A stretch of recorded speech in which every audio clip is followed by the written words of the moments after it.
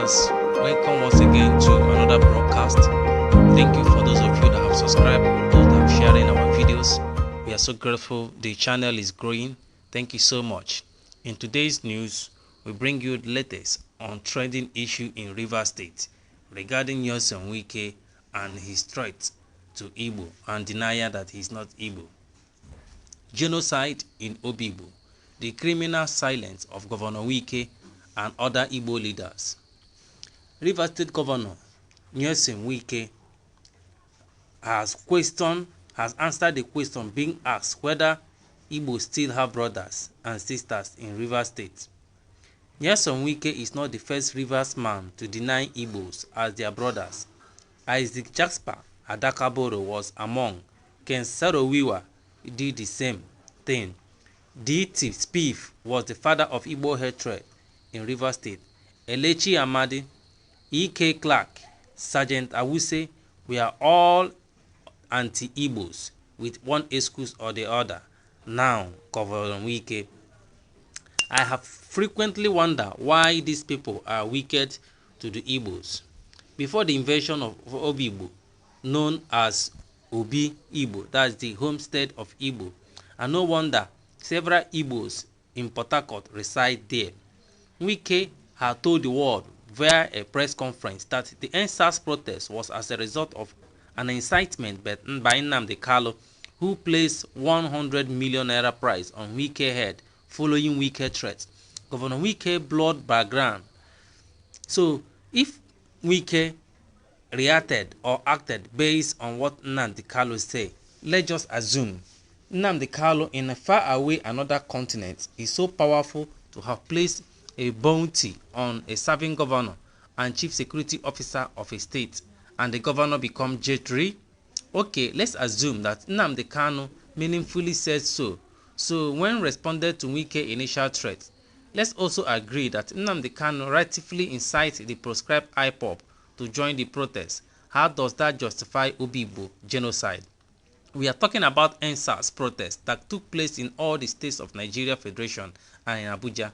Is Wike suggesting that Nnamdi Kanu incited all those over 20 million Nigeria youth, including top celebrities across Nigeria, to protest?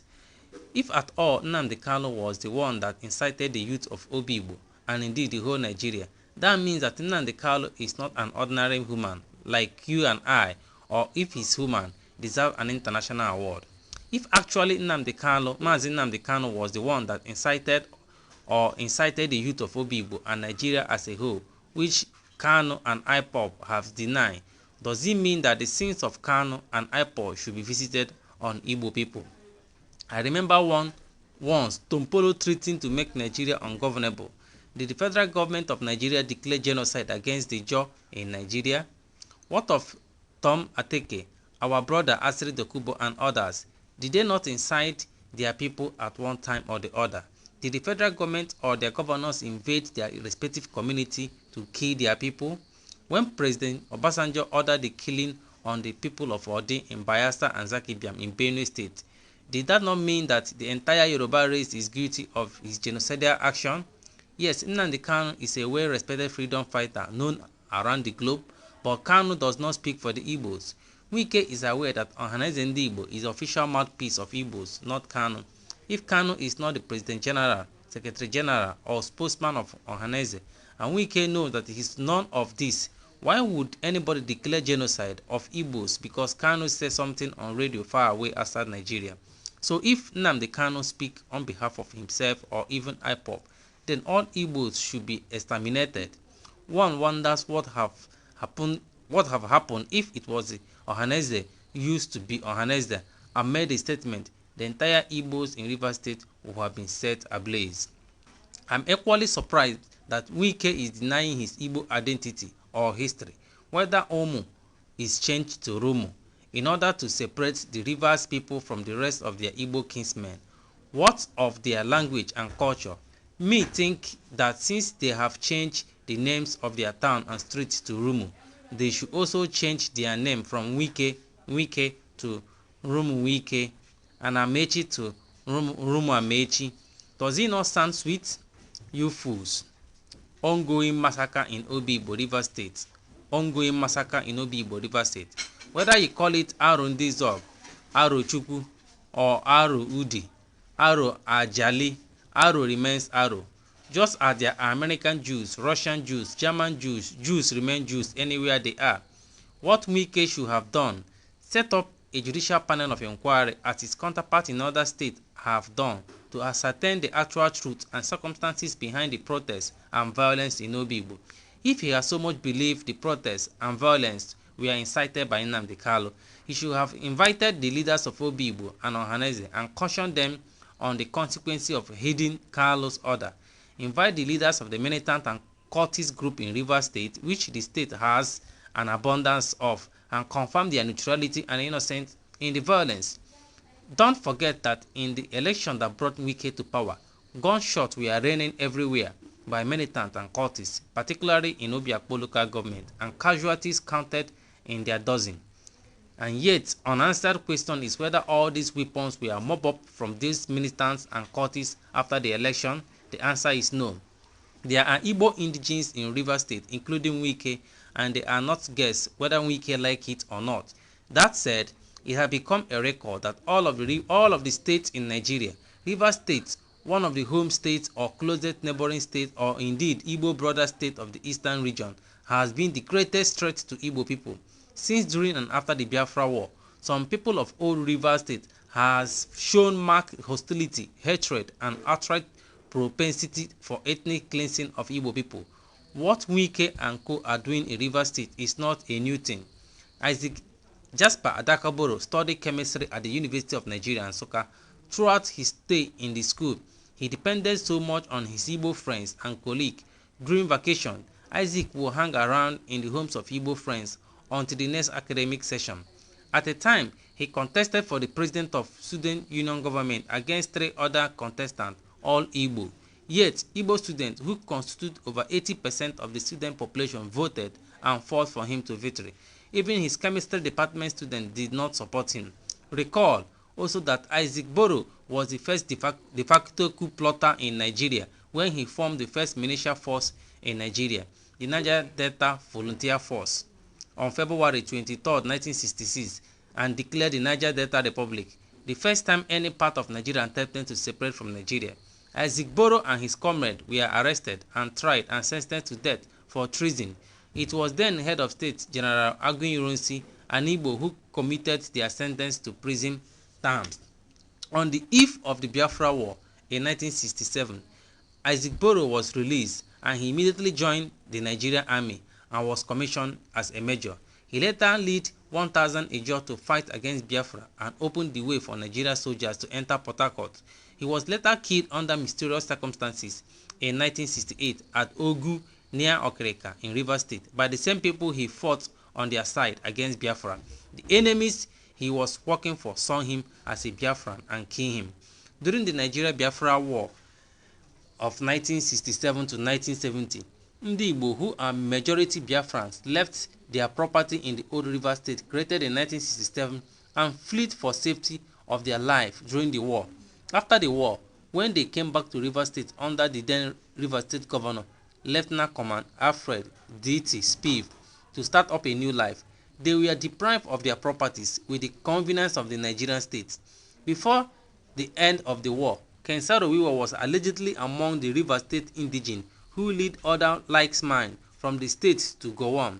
The outcome of their meeting was an accord with Gowon-led government that should the war end in favor of Nigeria, the state would take over all that Igbo left behind in Rivers State.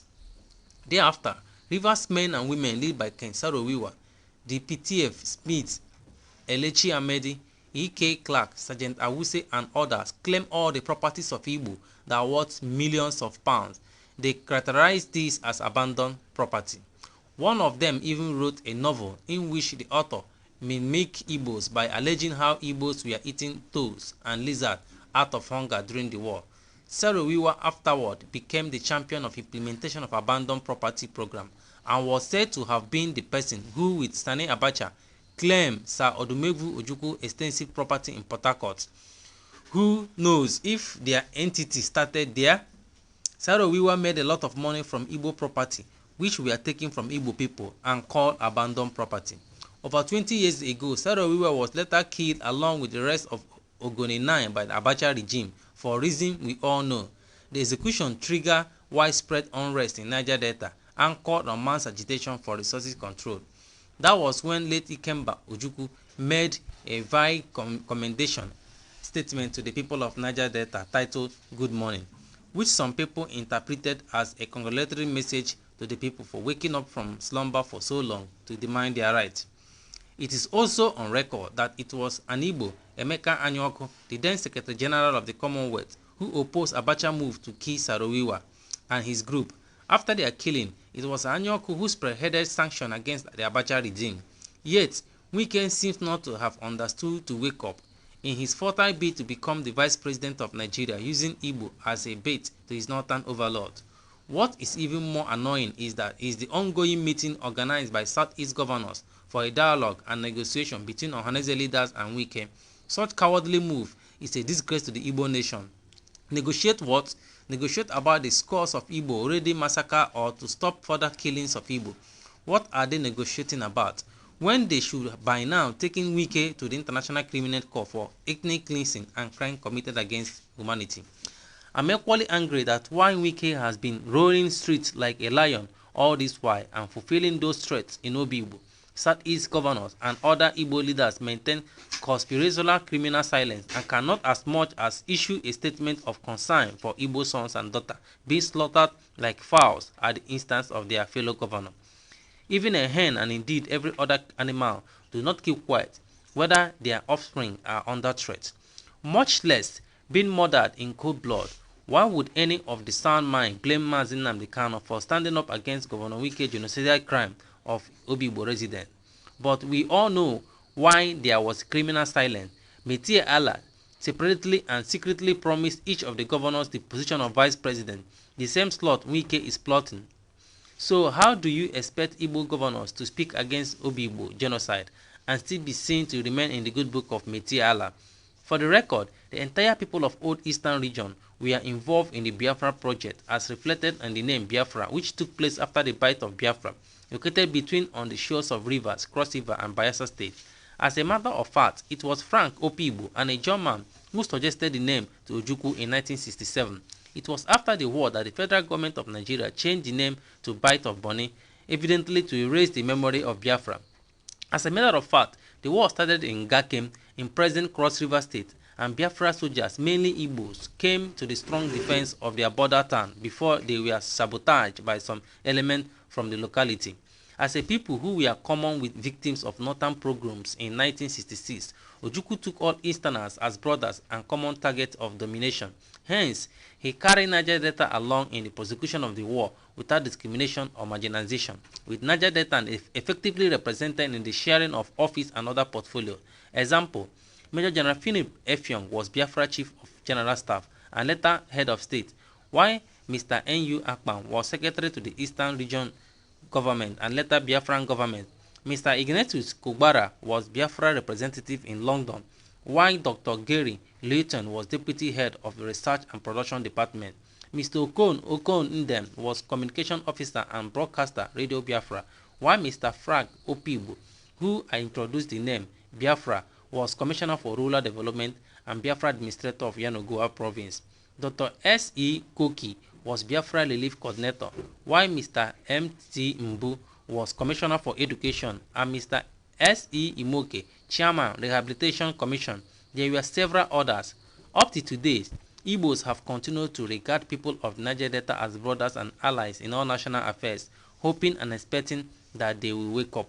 During the 2015 election, Igbos were at the forefront of Jonathan Goodluck campaign for the presidency, even at the expense of their kith and kind in the north, going far as adopting Jonathan as a core Igbo and rebranding him with Igbo names of Ebele and even Azikiwe, all to show love and brotherhood to our Niger Delta neighbors.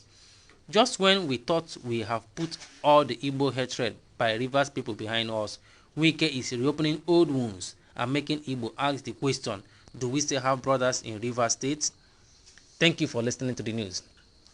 My viewers and listeners, the broadcast and the news is so long, So it's an issue that is already ongoing. Rivers State governor have come out publicly to deny that he's not an Igbo man, even though all things are showing are pointing out that he's Igbo. Since after the war, many Igbo indigenes in Rivers State have denied being Igbo. Even those ones that was even carved out from old Imo State in the boundary adjustment back to Rivers State, they are all denying their Igbo-ness. So my viewers and listeners, Wike have been accused of silencing the Igbos or murdering the Igbos to satisfy his Hausa Miti Allah power brokers, because he have been promised vice president. So we leave you our listeners and viewers to give a fair judgment. What is your reaction? The genocide in Obibo was huge, and after 1 week, Wike come out to deny that he's not Igbo. Yes, if he is an Igbo man, he will not order the military to invade Obibo, a town densely populated by Igbo people. So let's leave you to make your comment and contribution. If you are yet to subscribe to our channel, kindly click the subscribe button and the bell button to get updated anytime we posted new videos. Thank you for listening.